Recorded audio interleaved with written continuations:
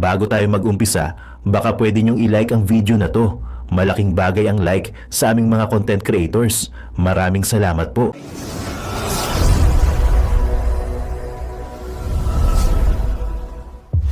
Hindi nila ini-invite si VP Sara.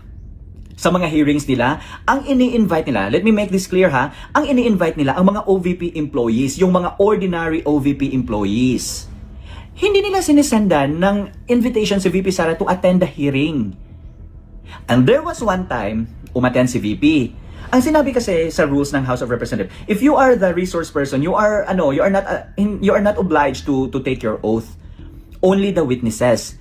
And VP Sara was invited as a resource speaker and not as a witness. That's why VP Sara contested it by saying na according to your rules, only the witness can take an oath, but not the resource persons. And when VP Sara raised that to the committee, na ano sila lahat, nawin lang silang lahat, oh my God, natalo tayo, ganyan-ganyan. And then, VP Sara stayed for a while. Hindi tinanong si VP Sara. Ang tinatanong nila, ang mga ordinary OVP employees. So nagtatanong si VP Sara, why are they not asking me questions? Ako yung nandun. Wala. Now, fast forward. Yung hearing na, di ba? Hinaras na nila si Attorney Zulaika Lopez. Ginawa na, nakadetain na siya sa House of Representatives, ganyan. Tapos, sa last hearing, pumunta si VP Sara. Ang sinabi na naman ni Joel Chua, you should take your oath, ganyan. So sabi ba, okay, let's do this. So nag-take ng oath si VP Sara. Now guys, for how many hours or minutes ba yun? Hindi na naman nila tinanong si VP Sara. Alam nga naman si VP Sara yung mag-raise ng hand nga, hey, ask me questions, I'm willing to answer. Wala. Pero ano yung narrative ng mga young attack dogs, yung mga walang nagawa sa kanilang lipunan? For example, yung si Paulo Ortega, ang pobre naman ng La Union. Nag-tourist spot pa yung La Union ha, pero ang pobre naman dyan, honestly, to be honest, when I was there, ang pangit talaga.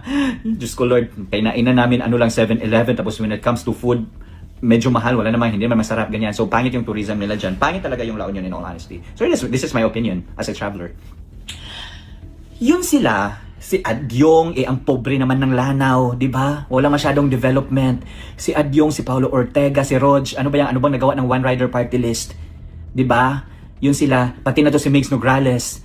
'Di ba? Yung mga young guns, ang narrative nila is bakit hindi kayang sagutin ni VP Sara, ganyan. Gusto nila na sagutin ni VP Sara, the moment na VP Sara is present during the hearing, hindi naman nila tinatanong. Naintindihan nyo? Hindi nila tinatanong. So what's there to answer if they are not asking VP Sara questions about her confidential fund during the hearing? Ang ginawa nila, during the budget hearing, doon nila tinanong yung confidential funds. We are talking about the 2025 budget. Bakit hindi nila tinanong ang confidential fund in 2023 and 2024? Why are they only asking about the confidential fund in 2025 budget? I hope na intindihan nyo yan, guys. So, ang sinabi ni VP, ito na yung main point ko talaga. Ang dami kong segue, no? Ang sinabi ni VP, gusto niya na mag-trial sa Senate sa impeachment niya because she wants it to be a bloodbath. Again, gusto niya ito maging bloodbath. If you know what she meant by that, then get excited, guys. This is going to be a bloody battle. Yan ang talaga ang masasabi ko. Bakit? It is because VP has all the pieces of evidence to prove that the confidential fund was not corrupted. Matapos manalo bilang bagong senador ang dating Senate President ng mataas na kapunungan na si Tito Soto III, tila may ibinunyag sa publiko na tila siyang sumapol ng katotohanan at kahiyan sa gobyernong Agba na dapat malaman ng taong bayan na siyang tila ayaw ipalabas ng bayarang media sa publiko. Gaano kaya ito katotoo, mga kababayan? Ating alamin. Pero bago ang lahat, kung bago ka pa lamang sa aming channel, please huwag kalimutang mag-like, subscribe at i-click ang notification bell para mas maging updated ka pa lalo sa lahat pa ng bagong video na i-upload namin. At ito na nga mga kababayan, tila sinisisi ngayon ng campaign manager ng Bagong Pilipinas ni Marcos Jr. na si Congressman Chanco ang naging impeachment case sa Vice Presidente na si Vice President Sara Duterte dahil ito raw ang pinagmulan at ang nagpatalo sa ilang mga miyembro ng Bagong Pilipinas Alyansa senatorial slate ni Marcos Jr. Kaya naman buong mundo ipinagmalaki at halos tinangalain ng mga Duterte, lalong-lalo na ang Vice President na si Sara Duterte. At makikita naman talaga natin mga kababayan mula mismo sa mga news na lumalabas online. Isa na dito ang The Diplomat na ipinalandakan ng kapangyarihan at lakas ng pamilyang Duterte. Makikita din natin mula sa news ng Nikkei Asia, maging ang Gulf News na walang pagdadalawang isip na ibinalita din online, at maging ang Bloomberg hanga rin sa lakas at kung gaano katibay at kalakas sa mga Duterte, lalo na si Vice President Sara Duterte. Ayon nga sa ilan nating mga kababayan na ang ibig sabihin lang talaga nito na weak talaga ang Pangulo sa taong bayan dahil di nila napanalo ang alyansa ng Bagong Pilipinas senatorial slate. Hindi rin nakapagpigil si Pio Moreno na magbigay ng kanyang opinyon, at ayon pa sa kanyang post online, why the impeachment bid against VP Sara is a political suicide. In my Facebook live last night, someone asked me about the impeachment case against Vice President Inday Sara Duterte. My answer was simple and confident: we will win. Here's why. Looking at the recent senatorial election result, 5 of the candidates endorsed by VP Sara won. That's 5 more potential votes to secure her acquittal in the Senate, where only 8 votes are needed to block conviction. These victories indicate that her influence remains strong, not just symbolically but numerically. Even Toby Tiangco, campaign manager of Alyansa para sa Bagong Pilipinas, is pointing fingers. He blames Martin Romualdez for pushing the impeachment too aggressively and considers it a key reason why their coalition lost. This is what many others do. Attacking VP Sara was a political miscalculation. Let's not forget, VP Sara Duterte won with 32 million votes, the highest ever recorded in the Philippine political history. These are real people, not trolls on fake accounts on Facebook or anonymous Reddit commenters. These are warm bodies who both campaign and mobilize, and they watching closely. This explains why recent WR Numero survey show growing support against VP Sara impeachment. People are pushing back. There are whispers that the Iglesia Ni Cristo INC endorsed Bam Aquino because of the belief that he won't support VP Sara's impeachment. Whether or not that's confirmed, the numbers don't lie. Bam's vote count increased significantly, well beyond the traditional kakamping selling of 12 to 15 million, as reflected in previous results of Leni Robredo, Risa Hontiveros, and Kiko Pangilinan. That means he may have taped into a broader coalition, one that does not want Sara impeached. If Romualdez and Chis Escudero proceed with the impeachment trial, it will backfire badly. Senator judges who vote yes to impeach will face political consequences in 2028. Why? Because once you vote against the 32 million, you mark yourself. Expect the DDS to activate scrutinizing your projects, auditing your office budgets, and exposing every questionable deal linked to you or your family. Hence, many of the senators will choose survival and vote no to impeachment. Now, if Risa, Kiko, and the rest of the kakamping loyalists vote yes to impeach, it may please their base, but it's political death sentence beyond it. They operating within a limited selling of 15 million votes. In comparison, Bongo got 27 million votes. VP Sara has a solid 32 million behind her. At the end of the day, numbers decide power, and those who push to remove VP Sara will find themselves outnumbered, outmaneuvered, and out of office. And quote, kaya naman matapos manalo bilang bagong senador ang dating Senate President ng mataas na kapunungan na si Tito Soto III, tila may binunyag sa publiko na tila siyang sumapol ng katotohanan at kahiyan sa gobyernong ngagba na dapat malaman ng taong bayan na siyang tila ayaw ipalabas ng bayarang media sa publiko. Panoorin ang full video. Hindi endorse ni Sara. Ang dating niya ay sinasabi nila, binibilang nila ro sa kabila. Hindi, kasi kami may mga kaibigan din kami. Ako, si Senator Lacson, puro kaibigan kami ni Digong eh. So, ano yun, ilalap din nila kami doon. Hindi. Sabi niya, ako, si Senator Lacson, kaibigan din kami ni Digong eh. Mga kareaksyon, para nakakaramdam na po ako dito na maaga yatang bumabaliktad si Senator Tito Soto. Pero sa totoo lang, talagang kaibigan siya ni Digong. Kaibigan sila ni Digong, si Senator Pampilo Lacson, tsaka ni Senator Tito Soto. Pero hindi sila kaibigan ni Bongbong Marcos. Kaya dito mga kareaksyon, napakaganda po ng pag-uusapan natin ngayon ha. Si Senator Tito Soto ay handa na naman daw maging Senate President kung siya ay iboboto ng 13. At itong si Senator Pampilo Lacson, mga kareaksyon, para yatang nagpapahiwatig na parang sa impeachment ni BP Sara ayon daw sa sa ebidensya yan. Wala silang agenda, mga kareaksyon. Hindi sila mauutusan ni Bongbong Marcos. Ginamit lang talaga si Bongbong Marcos para magkaroon ng makinarya, para makaikot sa buong Pilipinas ng libre, ganun ba? Mga kareaksyon, nararamdaman na po natin ang tunay na kulay ni Senator Tito Soto at ni Senator Pampilo Lacson dahil kaibigan sila ni Digong. Tingnan natin muna how the impeachment trial goes. it will If play it will out. go, it will push through. Kasi mayroon tayong usapin dyan na may usapin dyan na matutuloy ba?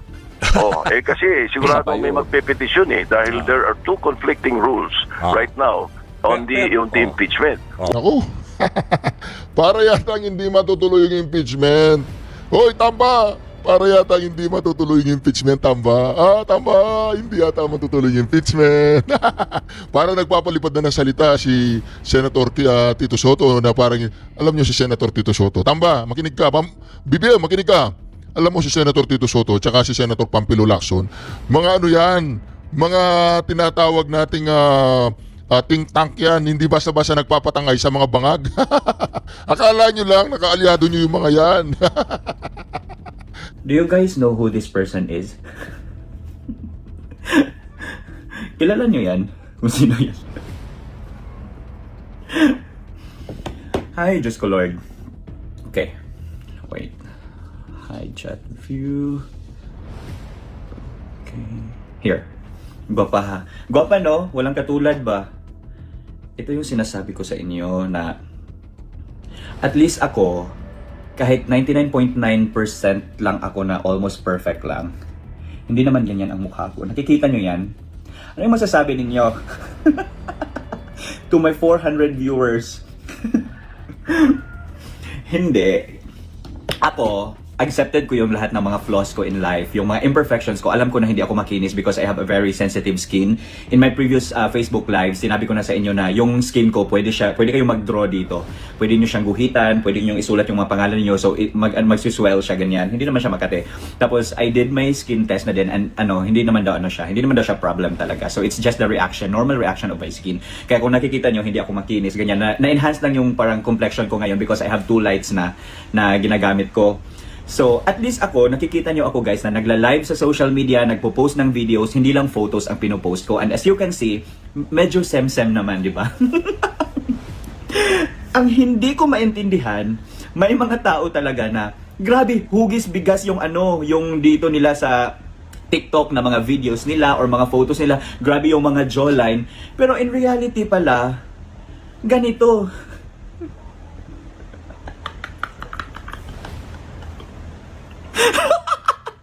Sandali lang, I can't contain my talaga laughter. Guys, before kayo manglait ng ibang tao, siguraduhin nyo muna na yung filter na gamit ninyo ay sem-sem kung ano kayo sa personal. Dahil kung iba yung gamit ninyo na filter na sobrang perfect, define masyado yung mga jawlines, tapos yung mga yung cheekbone and everything, tapos perfect masyado yung mga eyebrows, pero in person pala para kayong tabili. You know what tabili, guys? Ay, Diyos ko Lord. Sandali lang, tawang-tawa talaga ako.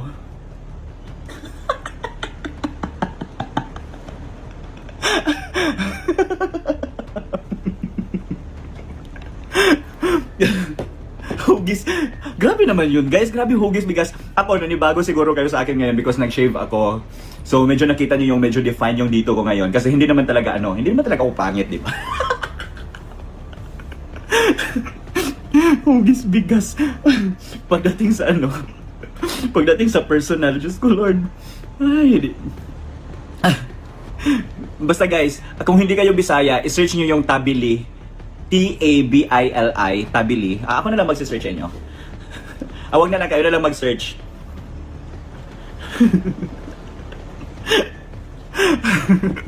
Hay, akala ko ba abog lang tayo. Sa mga sa mga Tagalog natin na mga followers and viewers dito, ang abog ay dust in English. So tayo daw, dust lang daw tayo, sabi niya. Ako, hindi ko rin matatawag na dust lang siya or abog. Lapok siya, guys, lapok.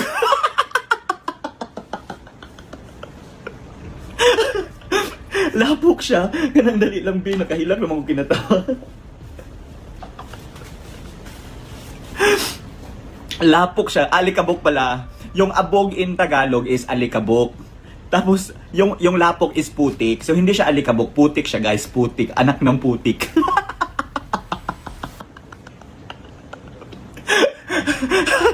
Sandali lang. I'm just sharing my good vibes today. Kasi, itong photo na to, ito talaga yung ito yan talaga. It really made my day. Wala lang. So, before kayong manglait ng kapwa-tao ninyo ha, before kayong manglait, siguraduhin nyo na sem-sem yung mga filter ninyo sa social media at sa personal. Okay? Isa pa, sinabi niya pa na mayaman siya, pinanganak na mayaman. Sige, ibigay natin yan sa kanya na siguro mayaman talaga yung pamilya niya.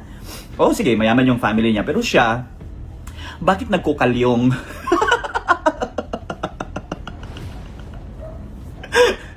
Bakit nagkukalyong? Sa mga Tagalog dyan na hindi alam kung ano yung kukalyong, i-search nyo kung ano yung kukalyong.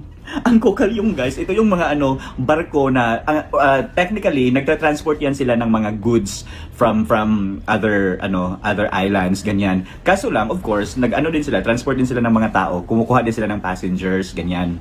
Yan yung kukalyong. Tapos kung tourist ka sa kukalyong, guys, lang yan, 1.5. Ang pinakamahal dyan, if I'm not mistaken, is the suite room nila. Or yung suite room nila. Na may aircon, maganda yung bed, ganyan-ganyan. Ang hindi ko maintindihan, kung mayaman ka talaga, bakit hindi mo afford mag-book ng ticket?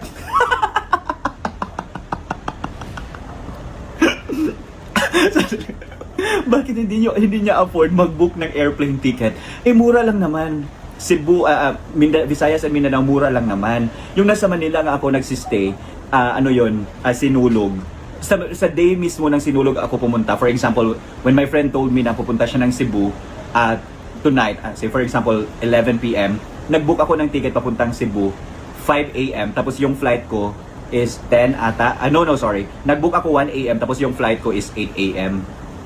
Afford, guys, 'di ba? Pero hindi ko sinasabi na afford ko yung mga bagay, hindi ko sinasabi sa mga tao na mayaman ako, ganyan. Siguro nakaluwag-luwag sa buhay or medyo may income, ganyan, kasi may legit naman talaga na trabaho. So yun, pero if you are someone claiming na mayaman ka, ganito yung yaman mo, yung ibang tao, walang pera, mga abog lang, mga alikabok lang sila sa mundo, pero ang binook mo ay kokalyong.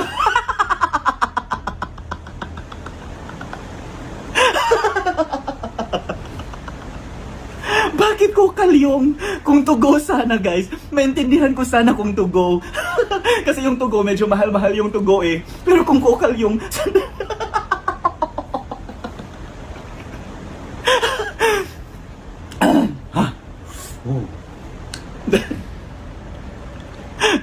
Kokalyong. Sandali.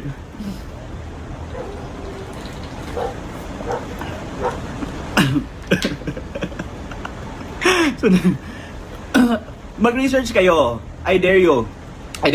Mag-research kayo. I-search yung kokalyong. I-search ako na lang mag-research sa inyo kung ano yung kokalyong, ha? Para alam niyo kung ano yung kokalyong. Kokalyong. Image. Okay? Ito yung kokalyong, guys. Guys, yan yung kokalyong. Yan yung kokalyong, guys. Ang kokalyong, guys. Ano na yan? Ang hirap ng Tagalog, no? Rusty. Rusty na yung kokalyong kasi old, old barko na yan. Tapos, okay lang sana kung kokalyong guys, kung nasa sweet room nga, kasi okay, medyo mahal-mahal, ganyan-ganyan. Kokalyong ka, tapos nag-tourist ka, tapos ang sinasabi mo, lilipat ka sa cabin dahil hindi mo na kaya na hindi mo na kaya yung init. Di ba, inconsistent yung mga chika?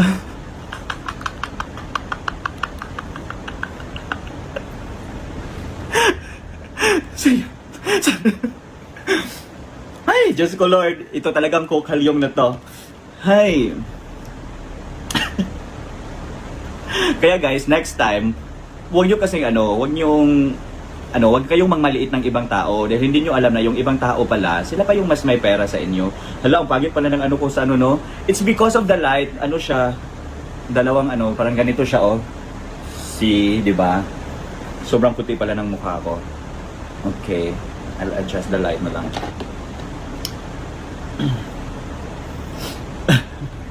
Sige, enough with the kokalyong. Sige, let's talk about the Laglagan Festival na. In my previous post, if you guys are reading me, sinabi ko doon, in my previous interviews rather. So, one of my interviews, nangyari siya sa Billionario Channel. So, I was asked by the news anchor, tinanong niya ako na, sa mga naririnig ninyo, ano pala yung basis nila for impeachment case, ganyan-ganyan. So, I answered, like I said, allegedly, the congressman who signed the impeachment case against VP Sara, they are going to get 150 million, 25 million for the AKAP, 25 million for the AX, and then 100 million for the infrastructure development project. So yan yung sinabi ko. They discredited me on that statement and they labeled me fake news peddler because nga wala naman daw akong basis and saan ko kinuha yung data yung information na yon. What they fail to understand is the question itself. The anchor mismo nagtanong na base sa mga naririnig nyo. And at that time, when the House of Representatives impeached VP Sara, yun yung lumabas ng mga information, 150 million per signature of the congressman. Okay, hinintay ko yung right time for this to be revealed. Okay? And just very, very recently, Toby Tiangco, okay? Toby Tiangco, guys, siya yung campaign manager ng Alyansa para sa Bagong Pilipinas. In one of his interviews, the recent interviews, sinabi niya na may bayaran talaga sa impeachment case ni VP Sara. And he is even blaming the leadership of Romualdez in the House of Representatives because sila yung nagtulak. They pushed through with the impeachment na alam naman nila na it is impossible to happen, especially during the election season. So nag-aaway-away na sila. Imagine kaalyado nila si Toby and si Toby mismo ang nagsabi na may bayaran. So sino ngayon ang fake news? Ako na nagsasabi ng katotohanan or yung people na they are hiding the truth and then eventually it came out? It did not come from me. It came straight from the mouth of their ally, Toby Tiangco, the campaign manager of Alyansa para sa Bagong Pilipinas. And earlier, VP Sara had a press con. Tinanong siya, yung mga base sa yung sa impeachment, mga ganyan, and she answered, what I heard is 1.5 million and 6 million ang binigay just to sign my impeachment case. Why is that a problem, guys? It is a problem. This is because it's an executive matter. And if you allow someone from the House of Representatives or our congressman to meddle on the executive matter, especially on the monetary issues, that's already pork barrel. And pork barrel, according to the Supreme Court, is unconstitutional. Now, lahat ng mga congressman na yun na pumirma, if may proof na si VP Sara against them, and VP Sara can prove that what they did really is pork barrel, then lahat sila mananagot. That's why this 2025 midterm election is very crucial. Because again, this would determine the fate of our nation in the next 3 years before the 2028 elections. So ang mangyayari ngayon, guys, mag-change ng leadership yang sa House of Representatives. Bakit mo pa, di ba, i-risk yung political career mo by aligning with Romualdez if VP Sara and her team already has the proof to prove that there is really something wrong in the House of Representatives. Now, sinabi ni VP Sara na she suggested to Congressman Paulo Duterte na kukunin niya ang House Speakership. Interesting, right? This is because pag makuha ni Kong Paulo ang House Speakership, makakakuha na naman tayo ng mga allies. And those people who recently won and who signed the impeachment case of VP Sara, tatalikod na naman yan kay Romualdez and mag-aaslik yan sila kay Congressman Paulo. Interesting, right? This is what makes it more interesting. If Paulo will not be voted or will not get elected as the Speaker of the House of Representatives, he will get the minority post. And if he gets the minority post, tayo ang magiging opposition, guys. The real opposition. So, hindi na magiging opposition yung mga mga allies ni Risa Hontiveros, nila De Lima, because hindi naman talaga sila opposition ngayon. Sila ang Unipink. So, if Kong Paulo gets the minority leadership, then automatically, we will become the opposition. What's the pros and cons? Pag minority tayo yung mag-o-oppose sa lahat ng programs. And what's the cons? What's the pros? What's the positive aspect? We hold the data. We hold the details. And one big example there, guys, is the blank spaces in the bicameral report. What do you think is the main reason why the Supreme Court postponed the oral argument? Because they are not gonna win. The House of Representatives under the leadership of Romualdez and Zaldico, even including Stella Kimbo, they are not gonna win. Why? How can they legally and factually explain the blank spaces in the bicameral report when in fact the people who used to be the opposition, say for example Raul Manuel of Kabataan Party List and the rest of his ilks, even said that they have not really noticed it until Vic Rodriguez and Congressman Ungab divulged to public that there are blank spaces in a bicameral report. And this is very easy to prove, guys. Why? Because even Amy Marcos said she did not sign the bicameral report because of the same observation that there are blank spaces. In one of her interviews, Stella Kimbo said na the blank spaces were filled in by the technical working group. And it is unconstitutional because if there are corrections within the bicameral report, even wrong spelling or basic grammatical errors, it will be given back to the plenary and they are going to vote whether or not this is already correct. And what they did, wala. They just let those people fill in the blank spaces. Now, how can Stella Kimbo prove that in the Supreme Court? Wala. Now, it's postponed. Supposedly, May 19. What date is today? May 17. 2 days na lang sana. Oral argument na. And sino yung makakalaban na sa oral argument? We have Attorney Vic Rodriguez. Gets? So imagine, they thought that the impeachment will be their best weapon to pin down VP Sara and her allies. What they miscalculated are the consequences and repercussions of their miscalculated moves. Right? So that's the ganap in the House of Representatives. Now let's go to the impeachment.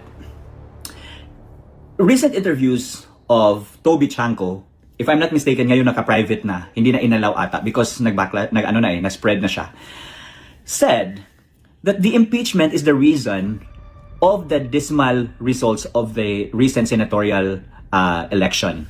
Ang nangyari kasi, guys, let me reiterate this. There is no representative or candidate from Partido Federal, Bongbong Marcos political party, who won a senatorial seat. Wala. Kahit isa. Abalos, boom, ang layo. And that's after Abalos was endorsed by Vice Ganda and the rest of the Kakampamilya. The Kakampamilya. Yung mga celebrities na wala naman talagang alam sa politics na nakikialam, and because they have following, they thought that their followers are dumb, mag-i-endorse lang sila kahit hindi naman na research yung background and everything. So yan yung nangyari kay Vice Ganda. And then Abalos did not win. Wala. Now, in terms of the political party of Martin Romualdez, the Lakas CMD, there's only one, Erwin Tulfo. Siya lang ang nanalo. So ito, ang bliname ni Toby Chanco is the move of Romualdez to fast-track the impeachment case. And Toby Chanco said that Bongbong Marcos did not even allow that to happen. Why is this important, guys?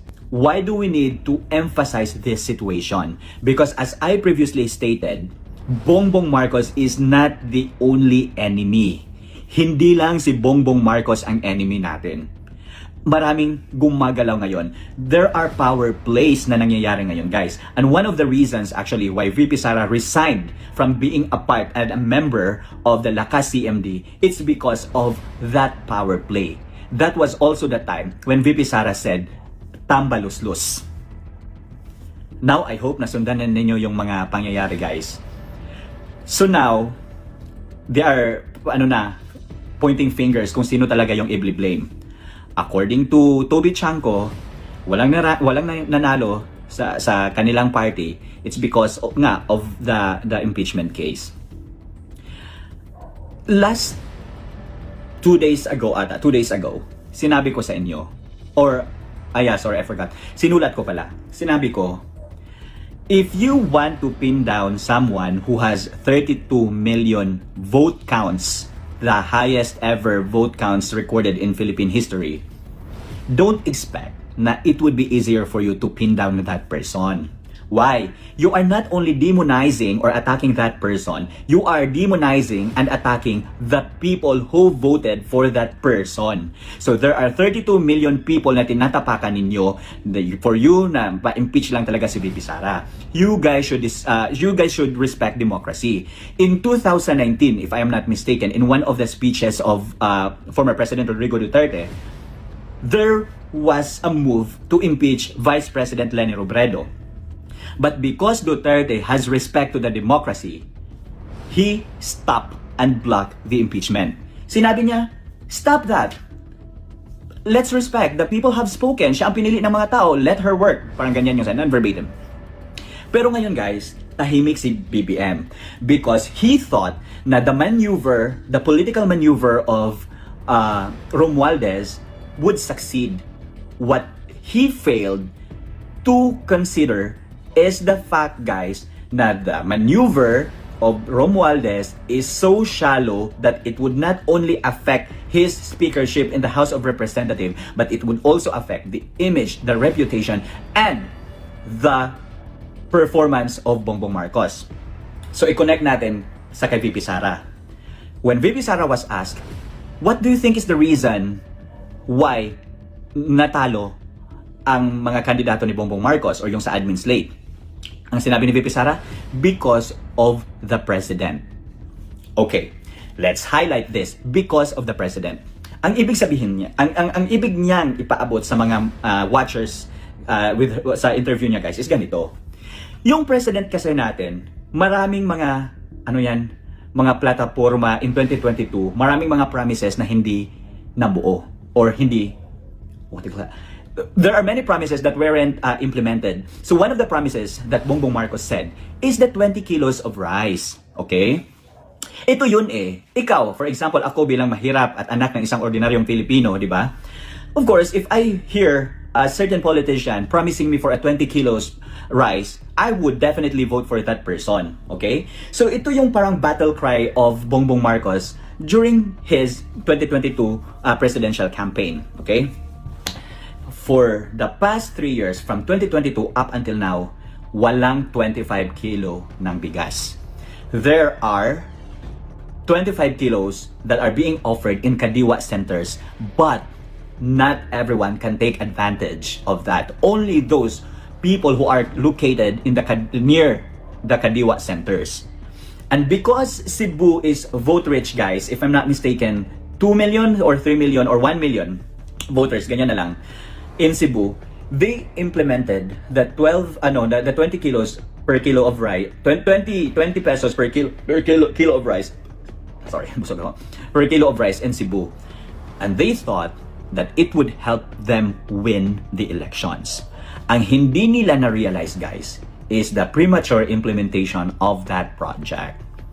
And the bad timing, because if they are really serious in providing people the 20 pesos per kilo of rice, then they could have done that in 2022 up until now. But it's very impossible. And what's the reason of of it being impossible? The president. Because the president is useless. The president doesn't know how to think outside the box and tick all the boxes there in order to get that 20 kilos of rice, and in order for that to be implemented nationwide, not only in Cebu. Very questionable. Bakit Cebu? Vote rich. Sa Cebu lang ba ang may mga mahihirap? Luzon, Visayas, Mindanao, walang exemption dyan. Maraming mga mahihirap. Right? So now, they cannot continue with that 20 pesos per kilo of rice because nga, binilisan nila yung planning and now it's not sustainable. Ginawa lang nila yan election time. And nakita nila after the election na the PDP Laban candidates, the senatorial candidates coming from the slate of Duterte, won in Cebu and Mindanao. Top 5 nasa PDP Laban. Ganyan ka-solid ang support ng mga Dutertes. And remember, hindi naglabas ng AKAP, hindi naglabas ng AX, hindi naglabas ng pera, hindi nag-vote buy ang PDP Laban or yung mga tao na in-endorse mismo ni VP Sara and ni Tatay Digong. Ngayon guys, wala na, nagkaletse-letse na sila. Now is the Laglagan Festival. Now they are pointing fingers now who is to blame. Toby Chanco, he is blaming Romualdez. Bongbong Marcos, he is blaming Romualdez. Romualdez, he is blaming the other side. And with VP Sara, she is eating popcorn, watching them shatter from all their dreams to become the next president and vice president of the country. Again, the eagle does not only fly, the eagle also takes notes. And VP Sara has taken notes of everything that they've done in the country. And our next move, impeachment.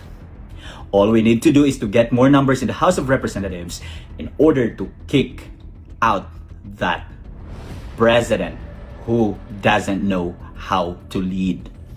The president who is currently acting as a puppet because nga walang bayag. Spineless president. When he allowed the ICC to enter the country, despite the billions of confidential and intelligence fund he has, it speaks volumes about his leadership. His leadership is so weak, and that is something that he doesn't want to accept. And sino yung nagbulgar niyan? Si Tatay Digong. Sinabi niya, you are a weak leader. Tatay Digong also attacked the House of Representatives by saying, you are the most rotten institution in the country. Boom! Gold reserves, GAA, bangag, ano pa ba? Yes, yon.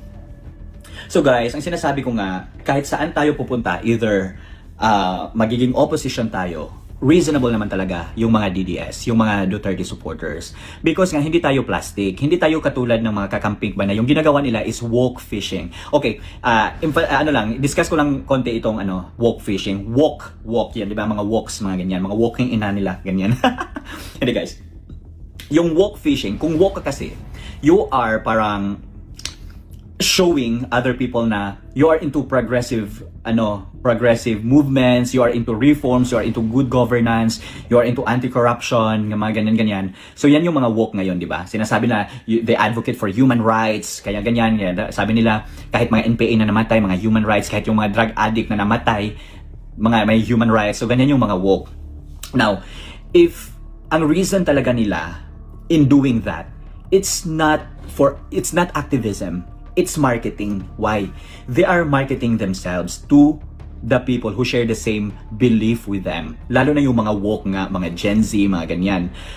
Kasi, if you guys are sharing the same belief na, it would be easier for you to build connection. Now, if you are able to build connection na, easier for you to engage with them romantically, sexually, whatever.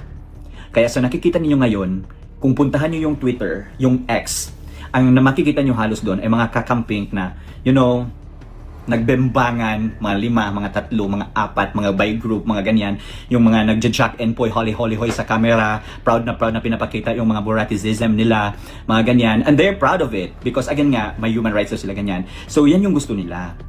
They want to build connections by doing mga fake activism and fake advocacies. Kasi nga, it would be easier for them to penetrate the group. And there, they can build connections, they can build networks. So yan yung woke fishing na tinatawag natin.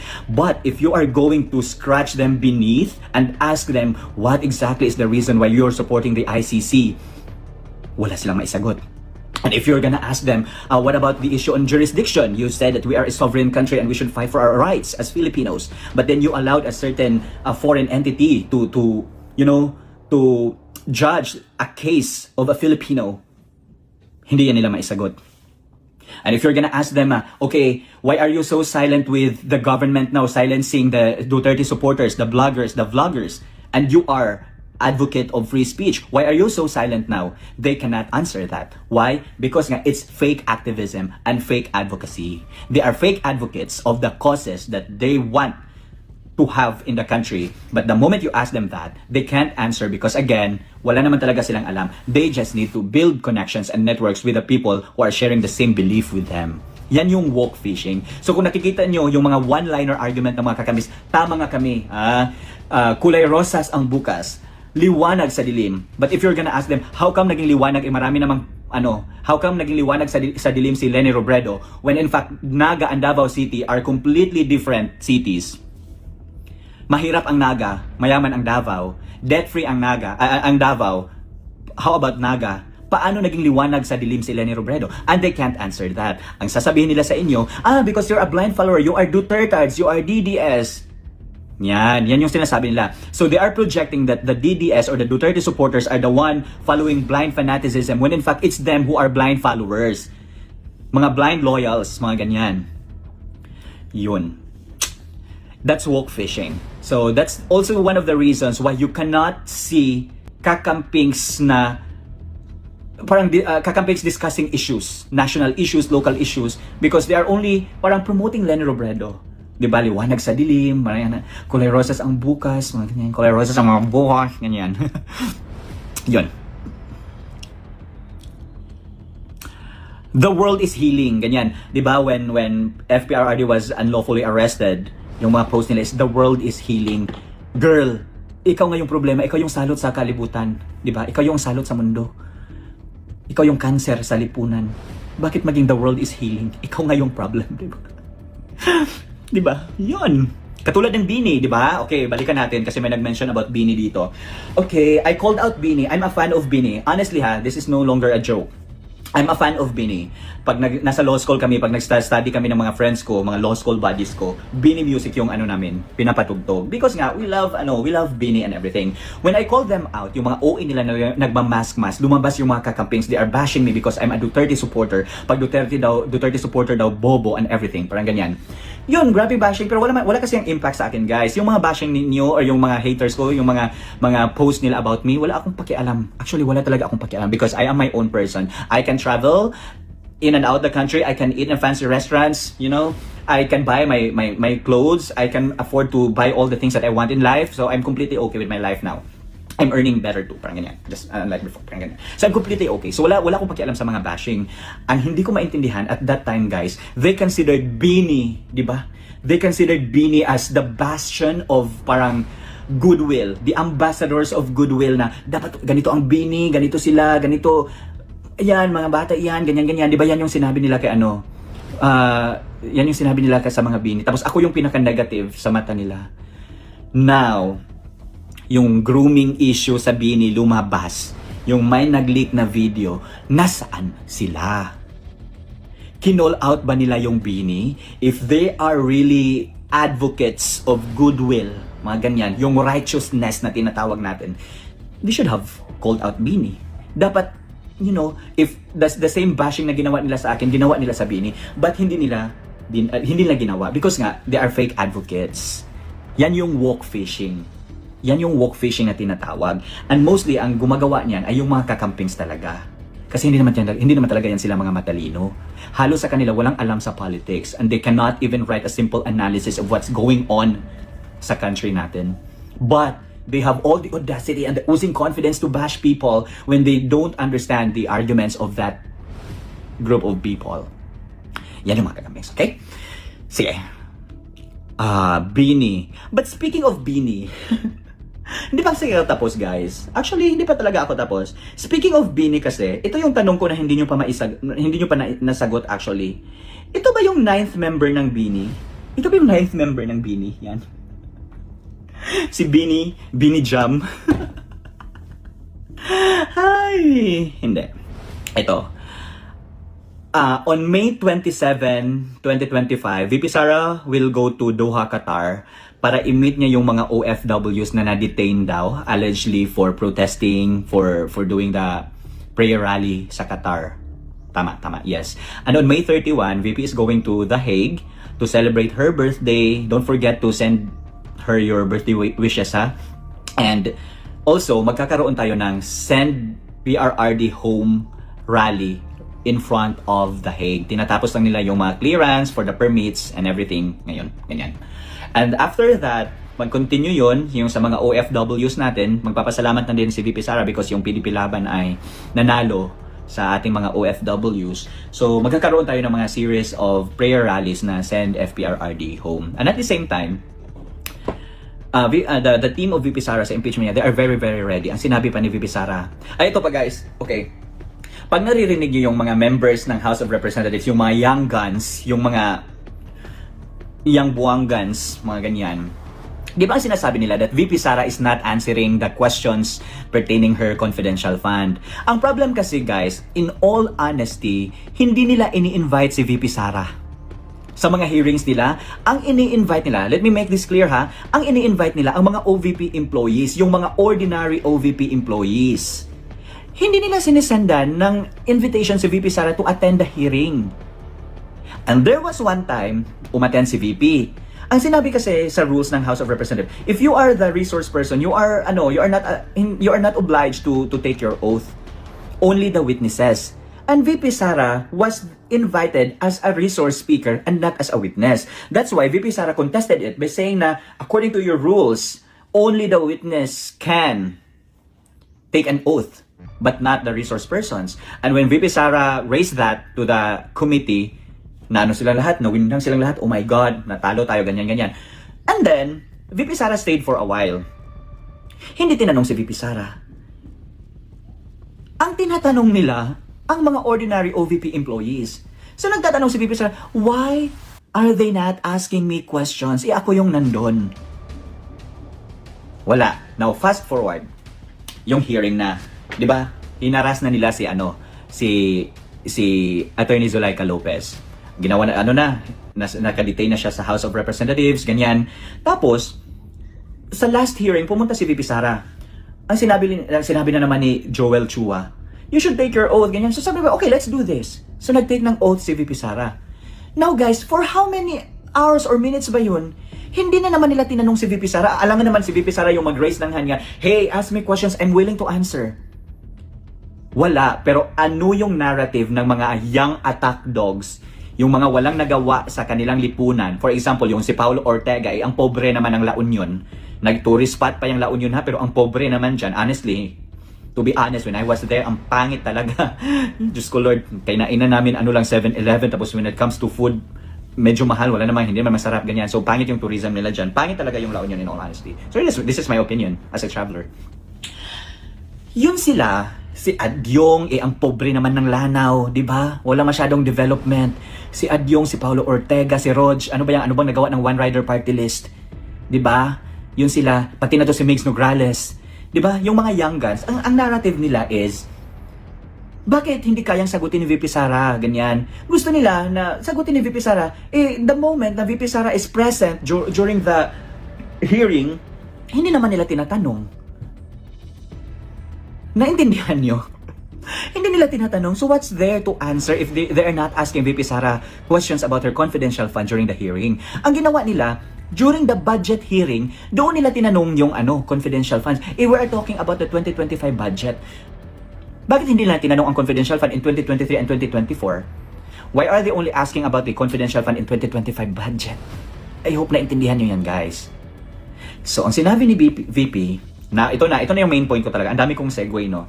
Ang sinabi ni VP, gusto niya na mag-trial sa Senate, sa impeachment niya, because she wants it to be a bloodbath. Again, gusto niya ito maging bloodbath. If you know what she meant by that, then get excited, guys. This is going to be a bloody battle. Yan lang talaga ang masasabi ko. Bakit? It is because VP has all the pieces of evidence to prove that the confidential fund was not corrupted. It was not pocketed by any of the people she asked to release the confidential funds. The only thing that the COA needs when it comes to confidential fund, guys, is certification. What VP did, she submitted both certifications and receipts. And VP has all the receipts. Now, ginawa nilang issue, yung mga Mary Grace Piatos and everything, that's very, very easy to rebut. That's very, very easy to refute. So, no need to worry about that, guys. Ang i-worry nyo na lang, guys, is yung backgrounds and budget ng mga senatorial judges. Tingnan ninyo. I-research ninyo lahat, pati mga pamilya nila, lalo na sa DPWH, kung may mga contracts yan sila dyan, ganyan. I-research ninyo. Because nga, it's going to be a bloody battle. And, ito pa, guys, lahat ng mga senatorial judges, they are now aligning themselves to Vice President Sara Duterte. This is because they found out that she still has the influence and the power to become the next president of the Philippines.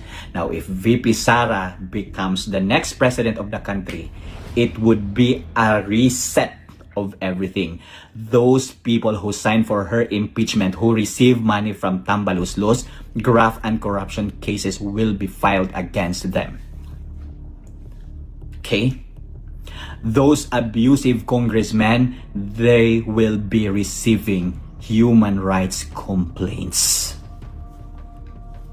Trust me, it's only my analysis. I'm saying this is the truth, ha? But believe me, hindi ako nagkakamali. Charot. Rudy Baldwin ba? Ganyan. Hindi, on a serious note, yeah. One of the reasons bakit nila ginagamit ngayon ang kaso ni Gwen Garcia sa ombudsman, because there are talks, there are rumors, guys, na they want to remove the Martires, yung sa ombudsman, office of the ombudsman, yung head ng office of the ombudsman. They said that they want him removed. Why? Ito kasing PDP, sila Attorney Tupacio, sila Attorney Torion, sila Attorney Jimmy Bondoc, sila Attorney Vic Rodriguez, nag-file kasi sila ng graft and corruption cases sa House of Representatives, including Romualdez, Zaldico, Stella Kimbo, Adalipe, and sino pa yung, and marami pang iba. And those cases, guys, are gumagalaw. Those cases are moving. Hindi siya dormant, hindi siya stagnant in the office of the ombudsman. And if the ombudsman decides that there are really graft and corruption practices that have taken place during Romualdez's speakership in the House of Representatives, boom! That's the biggest demolition job they will ever receive. It's a demolition job, not propaganda related, but it's a demolition job because they demolish themselves by doing some corrupt practices, guys. So ngayon, umuusad. The cases are moving. It's not dormant. And konting-konti na lang, konting kembot na lang, boom! May makukulong, may makakasuhan. That's why ngayon, triggered sila masyado and they're now pointing their fingers and naglaglagan na sila. Uso na yung Laglagan Festival. And as you can see, there will be change of management ngayon. Marami na namang tatanggalin, guys, na mga heads ng agencies. Why?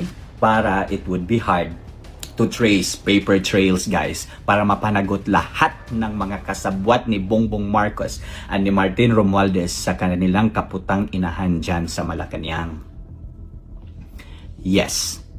Again, natutulog lang yung ego. And in all honesty, sabi niya pa, I need to work with the administration because nga, the battle cry last elections is unity. We are unity. Pero, trinaydor nila si VP Sara. Inimpeach pa ng House of Representatives. Kinidnap pa nila si Tatay Digong. Hinaras ang mga OVP employees. And now, nagtanim pa sila ng mga kandidato dito sa Davao just to take control of the Duterte bailiwick, the stronghold of the Duterte. What they fail to realize, guys, is the mere fact that Davaoenos are not for sale.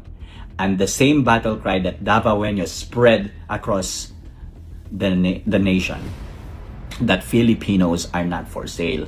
And despite all the ayudas, despite all the assistance that they are giving out, they did not win in Visayas and Mindanao.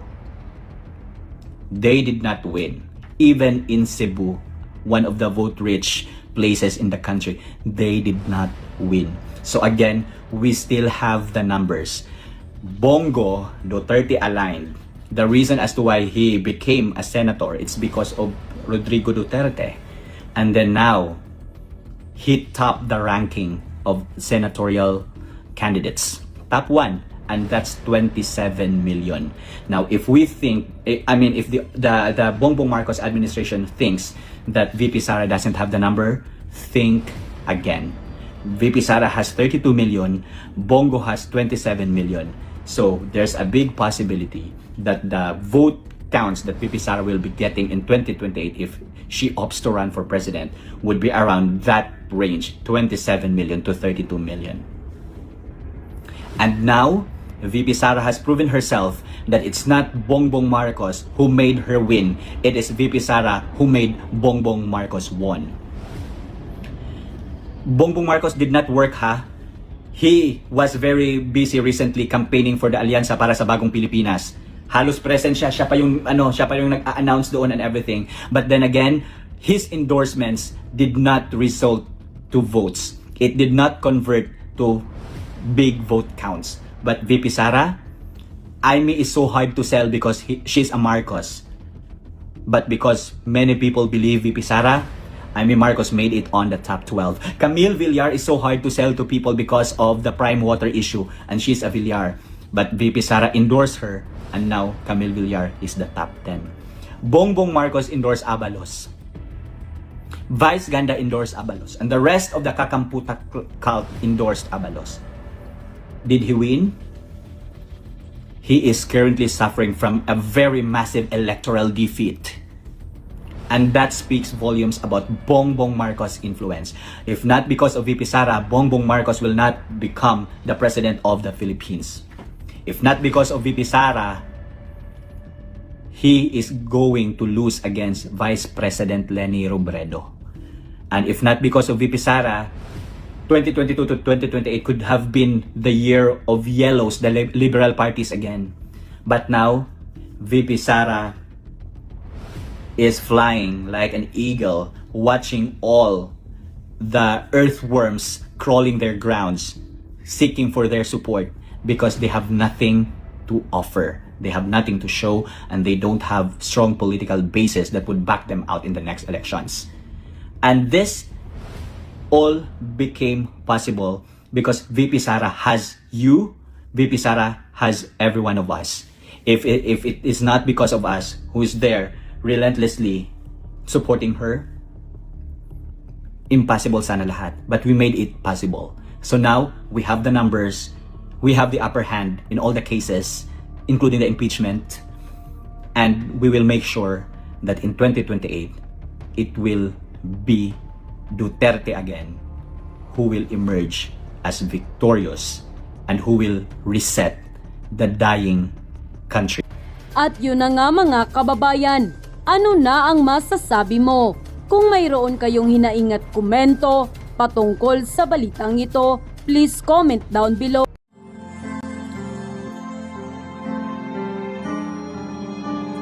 Lolo melody ng song. Ang bayan ko'y pinagpala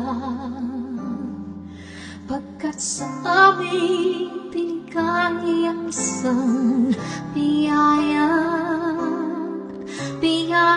na mag-aahon sa hirap at dilim ng kahapon at sa bawat Pilipino'y magtatanggol sa bayan ko dati laganap pang-api at dusa sa aming mga mahihirap ngunit ikaw ay dumating sagot sa aming mga dalangin muli kaming babangon mabuhay ka Tatay Digong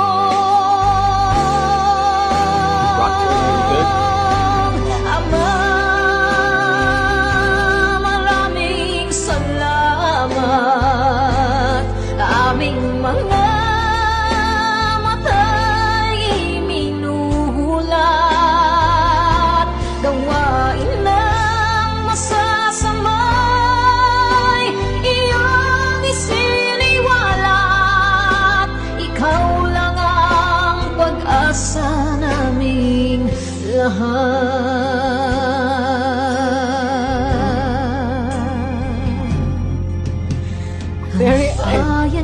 Minamatay niya ako, umiiyak ako. Pilipinas muling makikilala at itataas katahimikay maghahari sa ating puso'y mamamayani mga ngiti sa labi di mapapawi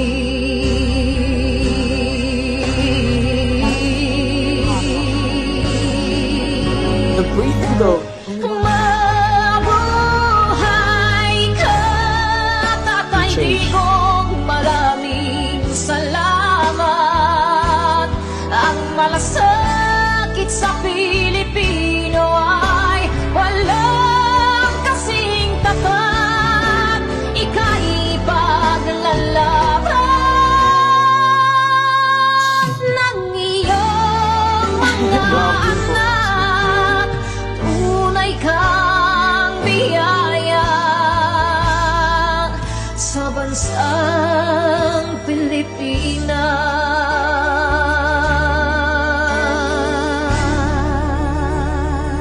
Haba. Nay, ito na yung bayad ko sa isa ano. O, kunin mo yung isa. Isa muna. Iyan oh. Tapos isa pa, 'di ba? 4 dapat na sardinas eh. Oh. Oh, yan. 3 na. Pang-4 na sardinas. Okay na.